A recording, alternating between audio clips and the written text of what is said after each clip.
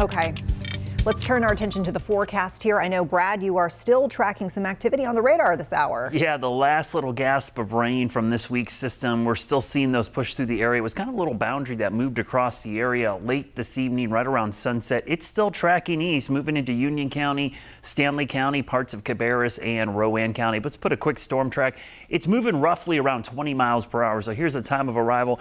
Again, it's not severe or strong, but there are some brief heavy downpours in there and winds gusting to about 25, 30 miles per hour. But honestly, that's about it out there. It's the last little batch of rain pushing in from the west. Tomorrow, big day in Charlotte.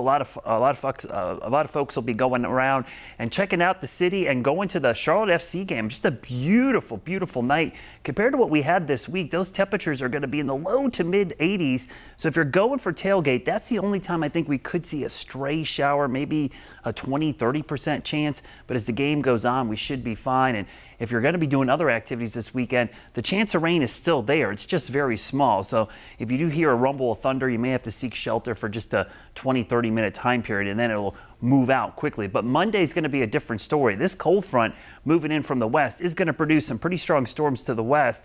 If it hits in the middle of the afternoon on Monday, we're likely going to have to deal with some really strong storms. When we look at that severe weather outlook, look at the area to the west. This is tomorrow, Midwest down into the middle Mississippi River Valley. But then by Sunday, look at the big area of medium risk. Now, the question is always timing with these systems. If they hit 3, 4, 5, 6 o'clock, right during the peak heating of the day, you can see some strong storms. And already on Monday, you can see we have that low end risk across the area. Now, this could change dramatically, it could expand, it could go away based on the timing of that front. So kind of want to pay attention to the forecast updates throughout the weekend.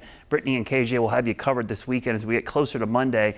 That'll be the highest chance of rain over the next 7 days and potentially some strong storms. Doing other activities this weekend outside, got picnics, going to games. Going to need the bug spray because the mosquitoes are going to be out there. Skeeter meter almost off the charts this weekend. We've had so much rain in the last week. It's warm, it's humid, light winds, all the ideal conditions for mosquito activity this weekend. In the tropics, Brett is not an issue way down in the Caribbean falling apart. Cindy's the storm we're still watching. It's likely going to fall apart, becoming just a remnant low maybe by the middle of or early next week and then heading out to sea. No issues for the United States with either one of these systems, but really early to see storms in this part of the Atlantic. Typically, we don't see storms in this part of the Atlantic in June. They typically form closer to home. There's the spaghetti plots keeping everything well away from us. This weekend, we deserve this. Better weather. Look at this. Just a 20% chance on Saturday, maybe even Sunday. Mid 80s on Saturday for the highs. We might get close to 90 though on Sunday. Your Guy Roofing 7-day forecast. Look at the warmth this weekend. Strong storms possible Monday, and then by late June standards, this will be a cool week. Our average high is up to 89. We're going to spend most of the week in the mid 80s with just isolated shower chances, and even next weekend, temperatures staying below average. All right, Brad, thank you.